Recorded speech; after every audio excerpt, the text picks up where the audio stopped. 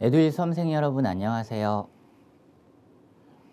공선법 담당 김중현입니다. 자, 오늘은 어제 실시되었던 어제 토요일이었거든요. 오늘이 일요일입니다. 어제 실시된 우리 공직선거법 기출 함께 풀어보는 시간 갖도록 할게요.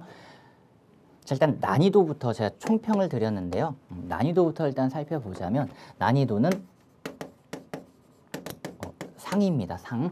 그러니까 작년에 어렵게 출제됐기 때문에 작년과 비교하면 쉬웠다라는 평가가 일단 대부분인 것 같아요. 왜냐하면 옳은 것을 골라라라는 문제가 많이 출제가 되지 않았다라는 거죠. 올해 같은 경우에는 옳지 않은 것을 찾아봅시다 였기 때문에 지난 시험보다는 어쨌든 조금 평이했지만 그래도 올해 자체로 보면 항상 어렵습니다. 역시 조문, 그 중에서도 숫자, 이쪽에 포커스를 좀 많이 맞춰주셨죠. 자, 그리고 두 번째, 최신 판례가 많이 출제되지 않았다라는 점입니다. 출제되지 않으셨다. 분명히 우리가 상반기까지 해서 공선법 관련된 엄청난 헌법불합치 결정례가 있었음에도 불구하고 많이 출제 안 됐고요. 그리고 세 번째, 역시 개정 법률 다수 출제가 됐죠. 올해 대통령 선거랑 그리고 지방자치 선거, 특히 보궐선거도 같이 실시가 됐었어요. 대통령, 지방, 그리고 국회의원 보궐선거도 동시선거로서 실시가 됐기 때문에요. 바로 보궐선거 쪽에 포커스가 맞춰져 가지고 한 문제 정도가 출제가 됐고요. 그리고 좀 특이하다고 생각되는 부분은 선관위가 오랜만에 출제가 됐었네요. 선관위와 관련된 바로 구성, 헌법적 조문도 함께 출제가 되었습니다. 이 부분에 대해서는 아마도 이제 올해 대통령 선거 이후에 이제 특히 지방자치 선거 6월 달에 치르면서요. 코로나 사태를 처음 경험을 해보잖아요. 그렇기 때문에 운영이라든지 이런 부분에 대해서 다소 미흡한 점이 있다 해서 교수님들이 거기에 좀 시사적인 이슈라고 생각을 하셨는지 포커스를 맞춘 듯 합니다. 자, 문제 1번부터 함께 보도록 할게요. 역시 중요한 우리 선거권과 피선거권이죠. 자, 일단 우리 선거 흐름 한번 먼저 보고 같이 공부를 해봅시다. 자, 선거권 기본권으로 부여됐고 피선거권 기본권으로 부여가 됐고요. 자, 그리고 이걸 우리는 선거제도로 구현을 했습니다. 그래서 일단 우리 국가가 당연히 그리고 지자체가 관리 감독한다. 이걸 두고 우리는 선거공영제였습니다. 국가가 관리 감독하겠다. 자, 그리고 이제 정당이 등장하고, 그렇죠. 그리고 개인이 등장하죠. 이분은 무소속이라고 생각을 하시면 되겠네요. 나는 지금 국회의원에 출마하고 싶다라고 해서 후보자로 이제 나오시면 되고요. 그래서 후보자 등록을 하시고 그 다음에 열심히 선거 운동을 펼쳐주시죠. 그리고 이제 진의사 대천명입니다. 선거일에 우리 일반 국민들이 투표를 하고요. 그리고 개표를 거쳐서 당선 결정이 되는데 혹시 여기에 대해서 잘잘못이 있을 수 있으니까 그거 선거쟁송으로 다퉈보겠다. 근데 올해는 선거쟁송과 관련된 내용은 출제가 안 됐고 항상 포커스가요. 대부분 이제 이쪽에 많이 맞춰져 있죠. 자, 그럼 이제 확인 한번 해보시겠습니다. 자, 1번의 선거권과 피선거권 법이 개정됐었죠. 18세까지 다운을 시켰고 특히 피선거권과 관련돼서 국회의원, 즉 대통령을 제외한 선거에서는 만 18세까지 다운시켰는데 대통령을 만 18세까지 다운시킬 수는 없잖아요. 갓 고등학생 졸업한 친구가 대통령 후보자로 나온다. 말이 안 되기 때문에 대통령 선거는 40세로 맞춰주셨고요. 자, 그리고 4번은 헌법재판소 결정이 있던 내용이었는데 조문으로 냈죠. 1년을 기준으로 해서 선거권을 제한하고 있었다라는 겁니다. 자, 그리고 이제 문제 2번에 비례대표 국회의원 의석 배분에 대한 설명으로 옳지 않은 것 바로 저지조항이죠. 동그라미 1번 보시면 100분의 3 이상 득표 밑에 5석 이상 의석을 차지한 정당이었습니다. 나머지는 크게 문제되지 않는 것 같아요. 옳지 않은 것을 찾아라 하기 때문에. 그리고 문제 3번에 시도의원 의원 정수가 나왔습니다. 그렇죠. 또 숫자 싸움이 들어갔죠. 22조 1항 보시면 요즘 이런 게 트렌드라 그랬어요. 그렇죠. 계속해서 문제를 보면 조문을 그냥 턱하니 주고요. 거기에 블랭크 박스를 딱 주고 여기에 들어갈 말로 알맞은 것은 조화롭게 조합 알맞게 찾아봅시다. 였습니다. 자, 시도별 지역구 시도의원 총정수는 그 관할구역 안에 자치구 시군의 2배수로 하되 인구행정구역 지세교통 그 밖의 조건을 고려해서 100분의 20 범위에서 조정할 수 있다. 다만 D입니다. D. 인구 5만 명. 그죠? 5만 명 기준으로 해서 밑에 최소 1명, 인구 5만 명 이상인 경우에는 최소 2명으로 갑시다. 자, 그리고 문제 4번에 선거인 이제 명부 작성이죠. 이쪽에 들어가려면 이제 이쪽과 관련해서 선거인 명부가 작성돼야 되는데 선거인 명부는 국외 부재자 그리고 제외 선거인 그리고 우리 대한민국 내에서 들어가는 선거인 명부 작성이었습니다. 그래서 옳은 것만을 고르면 일단 우리 틀린 지문 좀 먼저 볼까요? 자, 니은 지문이 조금 까탈스럽지 않았나 싶은데 선거인 명부 작성 기간 중에 선거인 명부 작성에 종사하는 공무원 해임이죠. 해임과 관련돼서 협의가 들어가야 되고 그 다음에 리을과 관련돼서는 국회의원 선거에 있어서 선거일 전 22일 현재를 기준으로 관할구역에 주민등록이 되어 있는 선거권자 투표구별로 조사하시되 5일 이내에 선거인 명부를 작성합시다 였습니다. 그래서 다행히 보기 쪽이요 2개 지문씩 쪼개졌기 때문에요 확실하게 알고 있는 니은의 해임을 제껴서 찾아주시면 되지 않을까 싶습니다. 1번 날리고 3번 날리고 그리고 리을의 5일짜리니까 리을을 날리면 정답이 친절하게 보이지 않나 싶어요. 그래서 디귿 보면 선거인 명부는 선거일 전 12일에 확정되며 해당 선거에 하나여 효력을 갖죠. 그리고 문제 5번에 선거운동입니다. 역시 출제 비중이 가장 이쪽에 많죠. 그간 선거운동의 방법이라든지 주체라든지 어떻게 할 건지 기간, 그렇죠. 기간부터 시작해서 방법, 주체부터 볼까요? 주체, 자 그리고 방법, 그리고 여기에서 어떤 게 필요하다? 비용이 많이 들어가죠. 선거 비용에 관한 문제. 그러니까 출제 포커스가 다 거진 여기에 맞춰져 있다고 보시면 될 것 같아요. 그래서 옳은 것은 봤더니 문자 메시지라든지 이런 것들 관련돼서 계속해서 이제 뚫렸다 그랬죠. 왜냐하면 선거운동 방법은 상당히 다양함에도 불구하고 우리 공선법은 선거운동 방법을 너무나도 제한적으로 기간을 제한해서 축소하고 있다. 안 된다. 정치적 표현의 자유라든지 선거운동의 자유를 너무 제한한다. 엄격 심사 들어가서 다 뚫어버리겠다 해서 풀린 것들이 상당히 많았습니다. 그리고 2번은 이미 기출이 자주 됐던 거죠. 100m 안팎이라고 하면 안 되죠. 그렇죠. 100m 아니었고 3번 대표적인 준비 행위가 뭐다? 선거운동으로 보지 않는다. 그리고 4번에 인터넷 관련된 게 대표적인 이제 상시 운동이 가능한 구간이었다고 보시면 되겠습니다. 그리고 문제 6번에 투표용지 정당 후보자의 게재 순위에 대한 설명으로 옳은 것은 관련돼서 다툼이 있는 경우 판례니까 헌법재판소 결정도 같이 나오겠네요. 이제 이 투표와 관련해서 투표 용지에 순서대로 1번, 2번, 3번 갈 건데 순서가 어떻게 가요? 정당 기재 먼저 하죠. 투표 용지. 그리고 무소속으로 갑니다.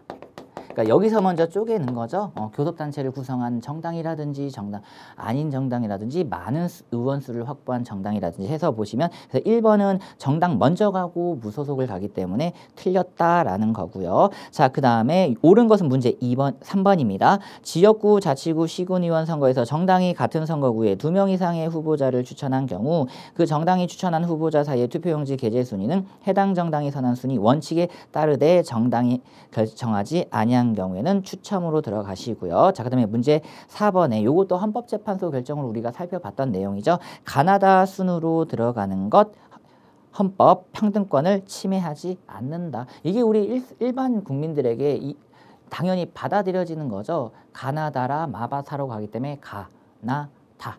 우리가 많이 봤던 내용들이었습니다. 자, 그 다음에 넘겨보시면요. 이제 문제 7번 장애인과 관련해서 선거권 보장이죠. 바로 이제 이쪽 선거권과 관련된 내용이네요. 이쪽에서 개정법들이 좀 많이 들어왔었죠. 코로나와 관련돼서 선거권 보장을 위해서 경리자분들의 선거권 보장을 위해서 교통편이라든지 이런 거 있어야 되고 그리고 무엇보다 이제 장애인분들과 관련돼서 여러 가지 활동 보조 제도라든지 이런 것들이 있었는데 싹 다 합헌이었습니다. 그렇죠? 동그라미 1번 보시면 2인 이상 동반하여 보조하게 할 수 있는 것 비밀투표 위반 아니었다 그랬고 그래서 2번에 바로 요거네요. 투표 보조인 제도를 둔 것은 신체장애 장애로 인하여 직접 기표할 수 없는 선거인에 대하여 보통선거 원칙을 실현하기 위한 것이다. 그래서 동그라미 3번 요거 현실적인 방안이다. 그쵸? 그래서 동그라미 4번에 어떻다? 비밀투표 원칙에도 반하지 않는다. 싫어할 수도 있지만요. 선거권의 실질적인 행사 보장을 위해서 우리 입법자들의 판단이 존중되었다라는 겁니다. 그리고 문제 8번에서의 보궐선거가 출제가 됐네요. 그러니까 이게 올해 국회의원과 관련해서 보궐선거가 실시됐기 때문에 출제 가능성이 높았다라는 거죠. 그래서 옳지 않은 것은 1번 보시면 비례대표 국회의원 및 비례대표 지방의회 의원 궐원이 생긴 때에는 선거구 선거관리위원회는 궐원 통지받은 후 10일 이내에 궐원된 의원 그 선거 당시 소속 정당 비례대표 국회의원 후보자 명부 및 후보자 명부에 기재된 순위에 따라서 의석승계제도 따라서 동그라미 2번 의석승계를 시킬 건데 해산되거나 임기 만료 전 120일이죠. 120일 이내에 궐원이 생긴 경우에는 승계할 사람을 굳이 결정하지 않는다라는 겁니다. 얼마 기간이 남지 않았기 때문에요. 굳이 120일 기억해 주시면 좋을 것 같고요. 그리고 동그라미 3번 대통령 권한대행자는 대통령이 거리된 때에는 중앙선관위 국회의장은 국회의원이 거론된 때에는 대통령과 중앙선관위 사실을 지체 없이 통보하시고 문제 4번도 크게 잘못되진 않았네요. 자, 그다음에 문제 9번 요렇게 통으로 냈어요. 그쵸? 공직선거법 규정과 관련돼서 헌법재판소 판례 내용으로 옳지 않은 것은 자, 동그라미 1번입니다. 분명 군의 장애 60일이에요. 기간이 나는 다른 사람들에 비해서 상당히 짧다. 대통령은 막 240일 이렇게 많이 주면서 나는 왜 60일밖에 안 주냐. 항상 우리는 그랬습니다. 선거가 어떻게 실시되고 대통령 선거부터 시작해서 국회의원 선거, 지방자치선거 각각 다른 선거잖아요. 그래서 여기에 대해서 각각 차이를 두는 것은 합리적인 이유가 있다라는 겁니다. 같은 것은 같은 게 다르고요. 다른 것을 다르게 다루는 것은 너무 타당하다라는 거죠. 그렇기 때문에 합헌이었고요. 자, 그 다음에 동그라미 2번입니다. 이게 지금 개정 전 판례가 나왔죠. 25세로 한 것 합헌이에요. 그럼에도 불구하고 개정을 시켰다라는 거죠. 합헌인데 대부분 개정했습니다. 선거권 연령이라든지 피선거권 연령은요. 헌법재판소가 한 번도 위헌 결정을 내리지 않아요. 왜냐하면 정치적인 판단력이 과연 어느 나이 때부터 있느냐는 헌법재판소도 판단할 수 없죠. 그건 이제 입법자가 알아서 결정했을 거예요. 해외의 다양한 사례군들을 봤을 때 요 정도까지 인정을 했어? 그럼 우리나라도 웬만하면 그렇게 따라가지 뭐 해서 합헌이다. 그럼에도 불구하고 민주주의의 신장, 선거권의 확대라는 취지에서 선거권 연령을 피선거권 연령을 다운시키는 것은 입법자의 판단을 존중해 주겠다. 합헌이라는 겁니다. 그리고 동그라미 3번 1인 1표제 하에서 정당 투표를 인정하지 않았다라는 것 헌법 위반이어서 지금은 인물투표 하나, 정당투표 둘 이렇게 해서 1인 1표가 2개가 생긴 거죠. 인물투표 하나, 정당투표 하나. 그래서 우리는 지금 현재 1인 2표제가 실시되고 있다라는 겁니다. 자, 그리고 문제 4번 최신 판례 여기 나왔네요. 선거구 획정과 관련돼서 헌법 위반인 판례가 하나 있었죠. 그리고 나서 올해 6월 달에 지방선거가 실시가 됐다라는 겁니다. 자, 그다음에 문제 10번 개정법 관련된 내용 바로 나왔네요. 선거 공영제도죠. 공영제도와 관련돼서 지금 나오네요. 선거방송토론위원회 가장 많이 나오죠. 선거방송토론위원회 바로 공영제도, 공정지원제도 매년 한 문제씩 나오는 것 같습니다. 자, 그래서 보시면 개정법 내용 그대로 나오네요. 공영파 방송이랑 지상파 방송 그렇죠. 다 나왔죠. 이제 이게 개정됐고 그의 부담으로 대담 토론회를 텔레비전 방송을 통해서 중계 방송하시되 우리 대통령 그렇죠. 이번에 말이 많았기 때문에 역시 시사적인 이슈에 맞물려서 나왔네요. 오후 8시부터 당일 오후 11시까지 사이에 중계 방송해야 된다. 였습니다. 그래서 이게 이제 문제가 많았다라는 거죠. 왜냐하면 이제 지지율에 따라서 국민들의 알 권리 충족을 위해서 한정된 후보자들만 모셔다가 했고요. 그 외에 군소 후보자분들은 거의 막 새벽 시간대에 가지고 막 말이 많았다라고 제가 한번 말씀드린 바 있었던 것 같습니다. 자, 그 다음에 넘어가시면 문제 11번에 여론조사 이것도 출제 1순위였어요. 왜냐하면 올해 같은 경우에 이제 정말 박빙이었다고 하잖아요. 대통령 선거에서 엄청난 박빙이었기 때문에요. 소위 말해서 깜깜이 기간 있잖아요. 깜깜이 기간. 그때는 이제 여론조사를 뭐 자체적으로 실시한다 하더라도 그걸 공표를 못하니까 국민들 입장에서는 답답한 거예요. 왜냐하면 진짜 끝에 마지막에 가서조차도 아직 결정하지 못하신 분들이 상당히 많았다라는 겁니다. 그래서 위헌성에 제기되는 게 바로 그 깜깜이 기간과 관련돼서 여론조사가 문제가 될 수 있다라고 언급한 바 있고요. 그래서 한번 보시면 문제 2번이죠. 정당이 대표자 등 당직자 선출이죠. 이건 선거와 관련은 없죠. 당내 사무에 불과한 거잖아요. 따라서 이거는 공직선거법 선거에 관한 여론조사로 볼 수 없다였고요. 그리고 3번 여기 나왔네요. 누구든지 선거일 전 6일부터 선거일의 투표 마감 시각까지 선거에 관하여 정당에 대한 지지도나 당선인을 예상하게 하는 여론조사 경위와 그 결과를 공표하거나 인용하여 보도할 수 없다. 이게 위헌성이 제기가 됐다라는 겁니다. 국민의 알 권리 충족을 위해서는 소위 말해서 이 깜깜이 기간, 안개 구간이라고도 얘기를 많이 하는데요. 이 구간을 없애는 게 바람직하지 않을까 싶다라는 겁니다. 다음 공선법 관련돼서 개정될 때요. 이것도 개정될지 안 될지 한번 추이를 지켜봐야 될 것 같아요. 자, 그 다음에 동그라미 4번. 선거여론조사심의위원회는 업무 수행을 위하여 필요하다고 인정하는 때에는 관계 공무원 또는 전문가를 초청하여 의견을 듣거나 관련 기관 단체 등 자료 및 의견 제출 등 협조를 요청할 수 있다. 자, 그리고 문제 12번 기부행위도 한 문제씩 꼬박꼬박 나오는 내용들이죠. 바로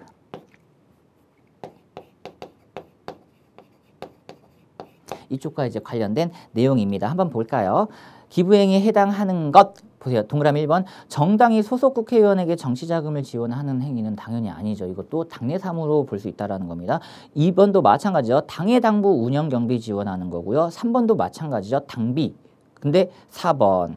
당의 선거구 안에 있는 자에 대하여 금전 제공을 약속하는 것 안 되죠. 기부행위에 해당합니다. 그래서 이거 혹시 잘못되면 공선법 위반으로서 형사처벌 받을 수 있고요. 그리고 문제 13번에 이제 후보자 등록 이쪽에 나왔네요. 후보자 등록. 자, 옳지 않은 것은 1번. 정당은 후보자 등록 후에는 추첨을 취소 또는 변경할 수 없음이 원칙이다. 그리고 2번에 후보자 등록했는데 해산됐다. 무효로 가시는 게 맞다. 그리고 3번 국회의원 선거와 지방의회 의원 및 지방자치단체장 선거 후보자 등록 기간은 동일하다. 대통령과만 차이점이 있다. 자, 그 다음에 4번입니다. 정당 추천 후보자의 등록 대통령 선거랑 비례대표죠. 광역 단위로 들어가는 즉 정당이 핵심으로 등장하는 대통령 선거랑 비례대표 국회의원 선거에서는 정당이 추천을 하죠. 지역구가 자기가 이제 한다라는 거고요. 그래서 정답이 4번으로 쉽게 보였고요. 그 다음에 문제 14번의 후보자 등록과 관련돼서 이제 기탁금을 내셔야 되는데 또 숫자 가지고 함정지문을 팠네요. 자, 동그라미 1번 일단 헌재가 지나친 고액의 기탁금은 이거는 뭐다? 보통선거 원칙에 위반될 소지가 있다. 피선거권과 관련된 거죠. 나는 나가고 싶은데 대통령이 그간 5억이었어요. 너무 많았다라는 거지. 좀 다운시켜줘 3억. 비례대표 국회의원을 왜 지역구랑 똑같이 1,500만 원으로 하냐. 비례대표 국회의원은 이거 취지가 바로 소수자 보호다. 그간 소외됐던 사람들을 정치 쪽에 많이 입문시키자 그래서 500만 원으로 개정이 됐죠. 고액은 안 됩니다.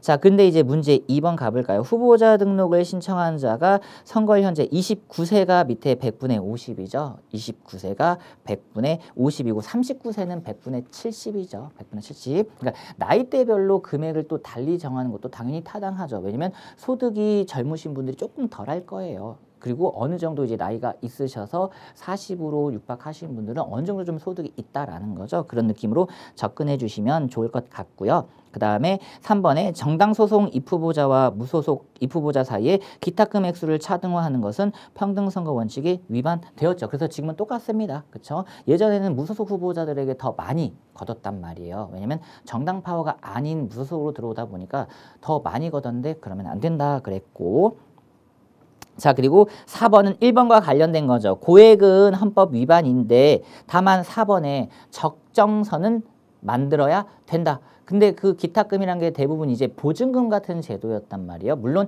나중에 당선되거나 100분의 15 이상을 얻으시면 전액 반환을 받고 10에서 15 사이라면 반액 반환 받을 건데, 그럼 나머지 이제 국가가 가져간다고 할 때 이 비용을 어디에 쓸 것이냐 보시면 대집행 비용이죠. 여러 가지 시설물 철거 등. 즉 선거가 끝나고 난 뒤에 사후 처리 문제로서 비용 처리를 하겠다라는 거고요. 자, 그 다음에 문제 15번 당연히 나와야 되죠. 재외선거권자 당연히 나와야 된다라는 겁니다. 이제 선거를 하실 건데요. 선거권과 관련돼서 당연히 보통, 평등, 직접, 비밀이라고 할 때 재외선거인 이분이었습니다. 실제 1순위였다라고 저는 생각이 되고요. 올해 대통령 선거에서 말이 많았죠. 재외 국민들이 이미 투표를 했어요. 그런데 그 이후에 바로 단일화 내지 이제 후보자 사퇴가 있었던 거죠. 그래서 이것도 반드시 제재할 수 있는 규정을 마련할 필요성이 있다라고 의문 제기가 됐었습니다. 자, 확인 한번 해볼게요. 자, 재외선거권자를 대상으로 하는 선거운동 방법이 아닌 것은, 재외선거권자는 외국에 계시니까요. 바로 우리 국내에서 할 수 있는 선거운동 방법이 더 많이 제한될 거예요. 여러 가지 이제 통신 매체 수단을 통해서만 가능하겠죠. 따라서 동그라미 1번에 표짐을 착용하는 이런 건 안 되고요. 대부분 2번에 방송, 3번에 인터넷, 4번도 인터넷 이런 것들로 할 수 있을 거고요. 국내에서나 가능한 이런 표짐을 착용하는 것들은 안 된다. 자, 그 다음에 문제 16번 여기 있습니다. 선거관리위원회에 대한 설명으로 옳은 것만을 모두 고른 것은, 바로 이제 국가 관련된 단체로서 또 하나 등장하는 기관, 선관위죠. 선관위가 재외선관위 그리고 이렇게 공통적인 선관위로 크게 나왔네요. 특히 보면요, 디귿 지문, 이게 이제 헌법 규정인 거거든요. 그 다음에 선관위법 규정인데, 중앙선거관리위원회 위원은 금고 이상의 형을 선고받지 않는 한 파면되지 아니한다. 아닙니다. 파면 사유는 탄핵도 있어요. 탄핵도 있다라는 것 기억을 해 주시고요. 금고 이상도 있고 탄핵도 있고, 그리고 정당 가입하면 안 되죠. 당연 파면이 들어갑니다. 자, 그리고 리을 지문. 공직선거법을 개정해서 선관위 폐지할 수 없으나 각급 선관위도 안 되죠. 왜냐하면 선관위는 국가기관입니다. 헌법에 의해서 설치되는 기관이기 때문에요.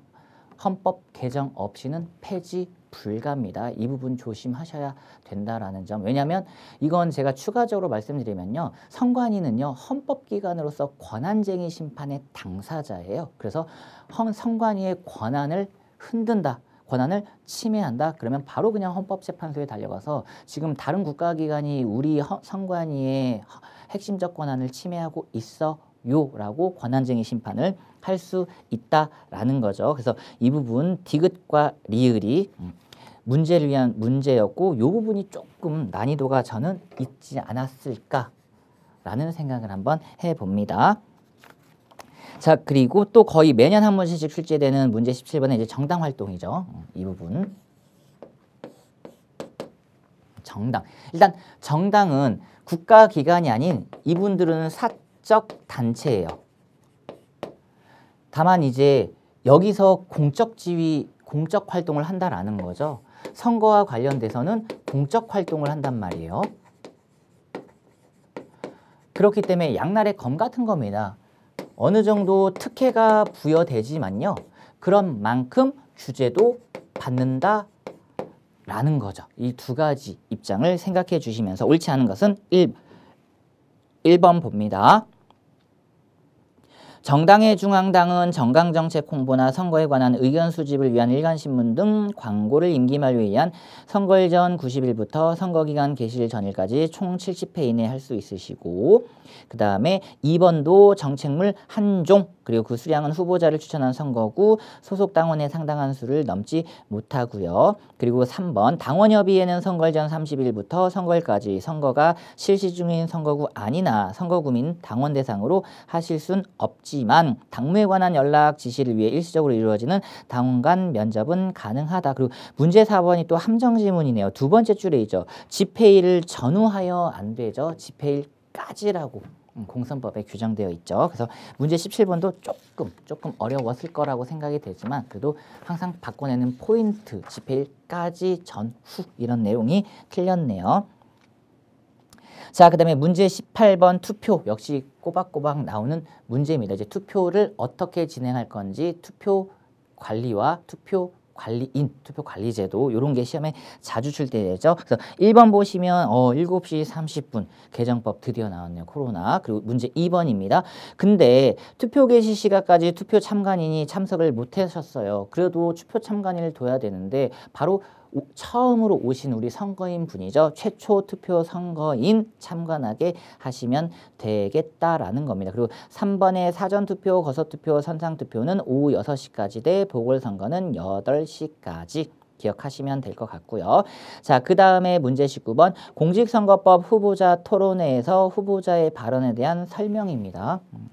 또 요건 나오네. 이제 선거운동 방법 관련해서 이것과도 관련성이 있죠. 이제 토론회를 열 건데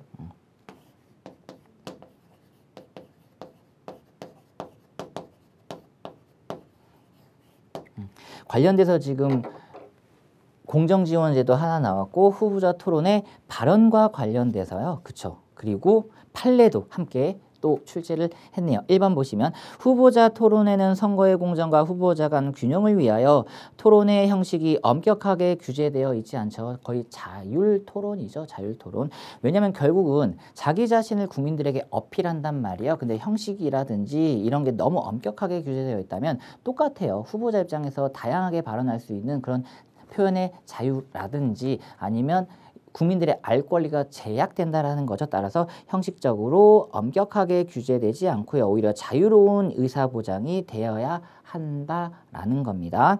자, 그리고 문제 2번 후보자 등이 후보자 토론의 주제나 맥락과 관련 없이 일방적으로 허위 사실을 드러내어 알리려는 의도에서 적극적으로 허위 사실을 표명하면 이거는 범죄가 될 거고요. 그게 아니라면 허위사실 공표죄로 처벌할 수 없다라는 거고 문제 3번 선거운동의 자유는 정치적 자유권의 주된 내용의 하나로서 널리 선거과정 의사에 표현할 자유의 일환이므로 표현의 자유 한 태양이기도 하다. 그러니까 이 선거운동의 자유가 과연 어디서 나온다냐 여기죠. 보통, 평등, 직접, 비밀 그리고 헌법에 규정되어 있지 않지만 어떤 것 자유 선거 원칙이었습니다. 여기서 바로 요게 뽑아지는 거죠. 근데 이 선거운동의 자유는 바로 정치적 의사표현의 자유와도 밀접 관련성이 있다.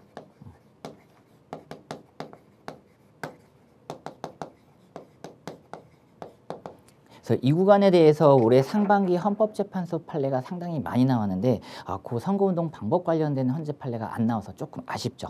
자, 계속해서 내용 보도록 하겠습니다. 4번 후보자 토론회에서 후보자 등이 부분적으로 잘못되거나 일부 허위 표현을 하더라도 토론 과정에서의 경쟁과 사후 검증을 통하여 도태되도록 하는 것이 민주적이고 국가기관이 아닌 일반 국민이 그 토론과 후속 검증 과정을 지켜보면서 누가 옳고 그른지 판단하는 것이 바람직하다. 그렇기 때문에 동그라미 1번으로 다시 올라가면 토론의 스타일은 뭐다? 자유롭게 일단 풀어 봐라. 대신 똑같아요. 항상 뭐든지 헌법이든 공직선거법이든요.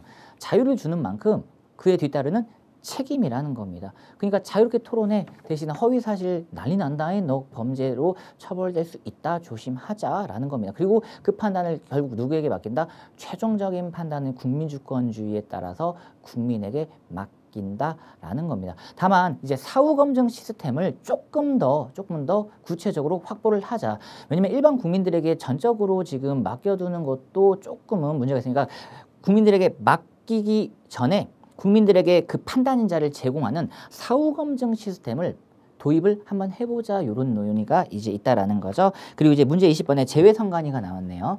제외선관위.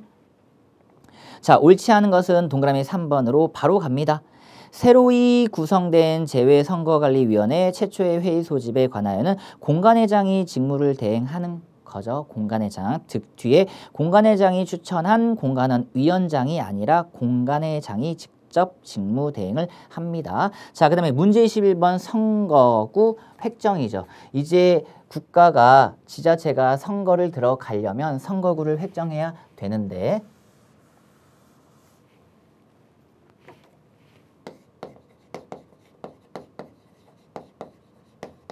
여기서 이제 개정법이 들어왔죠.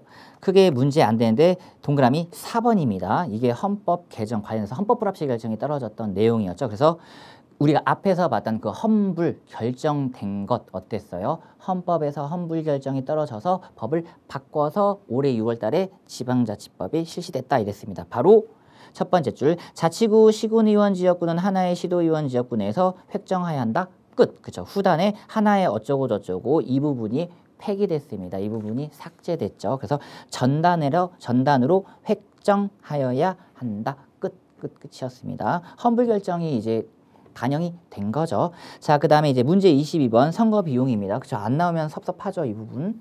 선거 비용. 선거 비용액을 제한하잖아요. 왜냐면 금권 선거. 결국은 기회균등의 보장이라는 겁니다. 기회균등의 보장. 동등한 입장에서 실시를 하자. 돈이 많다고 해서 더 쓰지도 말고 그 선거 비용 제한액을 초과하면 그것 역시 공선법 위반으로서 처벌될 수 있다라고 해서 22번 선거 비용으로 인정되지 않는 겁니다. 기억 지문 보시면 준비 비용, 그죠? 준비행위. 그리고 니은도 보시면 정당 후보자 선출과 관련된 정당 비용이죠. 이것도 내부적으로 하는 거고, 디귿에 선거에 관하여 국가 지방자치단체 또는 선거관리위원회에 납부하거나 지급하는 기타금과 모든 납부금 및 수수료, 부대비용 같은 거죠. 역시 선거비용으로 인정되지 않고, 자 근데 리얼 지문 여기 있네요. 기부행위 제한 규정을 위반하여 지출한 비용, 당연히 선거비용으로 포함을 시켜야 되겠죠. 그래서 그거 넘어가면 당연히 형사처벌 등 받을 수 있다라는 겁니다. 그리고 문제 23번 투표소 및 사전투표소 설치, 이제 이쪽 구간으로 넘어오네요. 투표소가 일단 설치가 돼야 되겠죠. 자, 동그라미 1번. 이것도 기출이 잘 됐네요. 병영안과 종교시설 안에는 투표소를 설치하지 못하지만 뒤에 병영이 아니라 종교죠. 종교단체. 군대 특성을 확실하게 고려를 한 것 같습니다. 자, 그 다음에 문제 2번. 기표소는 그 안을 다른 사람이 엿볼 수 없도록 설비하여야 하며 중앙선거관리위원회 규칙으로 정하는 바에 따라 표지 부착, 어떤 표지도 부착할 수가 없죠. 그렇죠? 어떠한 표지도 부착하셔서는 안 됩니다. 이 얘기는 뭐다? 국민들의 전적인 판단을 맡기려면 혹시라도 기표소 안에서조차도 영향을 미칠 만한 그 어떤 판단인자도 제공하지 말아라 라는 겁니다. 그래서 문제 3번이 정답이었죠. 사전 투표소 추가로 설치할 수 있고, 동그라미 4번 요런 거 잘 나오죠. 주체가 누구냐? 중앙선관입니다. 그죠? 통합 선거인 명부를 작성. 통합의 개념이니까 모두 아우르는 관리를 해야 되잖아요. 그래서 중앙선관위로 기억을 해주시면 될 것 같습니다. 자, 그다음에 넘겨보시면 문제 24번에 호별 방문 제한입니다. 선거운동과 관련돼서요. 그렇죠? 호별 방문으로 관련된 내용이 나오고 헌재 판례도 나왔네요. 헌재 판례. 자, 문제 1번 봅니다. 선거운동을 위하여 집 한 곳만을 방문하는 행위는 호별 방문으로 인한 공선법 위반죄 구성 요건을 충족하지 못하고요. 문제 2번 호별 방문 금지 조항 중 호는 그쵸 명확성 원칙에 위반되지 않고, 3번에 각 집의 방문이 연속적으로 인정되기 위해서는 각 방문 행위 사이에 어느 정도 시간적 근접성이 있어야 할 것이고, 이러한 시간적 근접성이 없다면 연속적으로 인정될 수 없기 때문에 동그라미 1번으로 돌아가는 거죠. 한 곳만을 방문했다. 한 곳만을 방문했다. 요거는 호별 방문이 아니다. 왜냐면 별에 해당하지 않죠. 호 하나만 간 거잖아요. 호 별이라는 건 이쪽 호, 저쪽 호, 다른 쪽 호, 호, 별. 자, 그리고 이제 관건이 동그라미 4번입니다. 22년 헌재 결정이었죠. 관공서와 같이 일반인에게 자유로운 출입이 허용되지 않는 업무 공간과 일반인의 자유로운 출입이 가능한 민원실이 혼재되었다 하더라도 이거는 호별 방문의 호에 해당한다라는 겁니다. 즉 개별 공간마다 호별 방문 금지 조항 호에 해당한지 여부를 달리 판단할 필요가 없다라는 거죠. 호라고 하는 건 거시적인 개념인 거예요. 거시적인 개념. 자, 그 다음에 문제 25번에 이제 개표 마지막 문제네요. 그쵸? 딱 여기까지 출제가 되고요. 이쪽 부분은 출제가 안 됐습니다. 여러 가지 지금 선거 관련돼 가지고 막 공선법 위반으로 형사범죄가 많이 이루어지고 있기 때문에 굳이 선거 소청이라든지 선거 소송, 당선 소송 쪽에는 포커스를 맞추지 않으신 것 같아요. 자, 옳은 것은 봅니다. 자, 문제 3번이죠. 개표소는 투표구별로 구분하여 투표수를 계산한다. 그러니까 1번은 설치 가능하고 2번은 자주 나왔던 거죠. 6개월간 보관하시고 4번은 개표 개시 후에 선관위 제적위원 과반수. 과반수 분들이 참석을 하시면 된다라는 겁니다. 그래서 여기까지 봤을 때 어쨌든 항상 문항수가 25문항으로 늘어나면서요. 관련돼서 더 많이 출제가 당연히 됩니다. 그럼 교수님들 입장에서 항상 국민들에게 관심사가 높은 구간이죠. 딱 요 정도 여기까지가 거의 핵심이라고 보시면 되고 이제 투표와 관련돼서는 지금 새로운 제도가 계속해서 잘 시행되고 있으니까 사전투표 그리고 포커스가 이제 제외투표 쪽 이런 쪽에 지금 딱 봤을 때 맞춰져 있는 것 같아요. 그래서 어느 정도 분산이 된다 하더라도 이 앞쪽에 좀 시험 출제가 많이 분산되어 있고요. 그리고 올해 같은 경우 이제 개정법이 또 다시 한번 출제가 됐고 하반기에 다시 한번 또 공선법이 개정될 소지가 많아요. 올해 상반기에 헌법재판소에서 위헌이라든지 헌불 결정 판례가 많이 나왔기 때문에요. 올해 하반기나 내년 상반기쯤에 개정을 해야 됩니다. 왜냐하면 우리가 24년에 국회의원 총선이 있죠. 그래서 관련된 법조문들을 다시 한번 재정비를 해야 되면 최소 1년간의 텀은 있어야 되기 때문에요. 내년 상반기에 아마 전면적인 이제 다시 한번 재개정이 있지 않을까 싶습니다. 그렇다면 저는 그 개정된 내용을 토대로요. 다시 한번 이제 추가 촬영 등을 하면서 우리 수험생들이 내년 23년을 시험 준비할 수 있도록 준비를 차근차근 하겠습니다. 자, 어쨌든 이제 우리 수험생분들 시험이 끝났어요. 그쵸? 이제 어느 정도 내려놓으시고 좀 푹 쉬시면서 난이도에 따라서 작년 그리고 전에 시험보단 조금 그래도 평이했고 어느 정도 점수가 조금 상승됐다 생각을 하시면 합격을 한번 기대를 해 보시면서 천천히 쉬시면서 건강도 회복하시고 맛있는 것도 드시길 바라겠습니다. 저는 다음 강의로 우리 수험생분들 찾아뵙도록 하겠습니다. 자, 기출 강의 해설 여기서 마치도록 할게요. 감사합니다.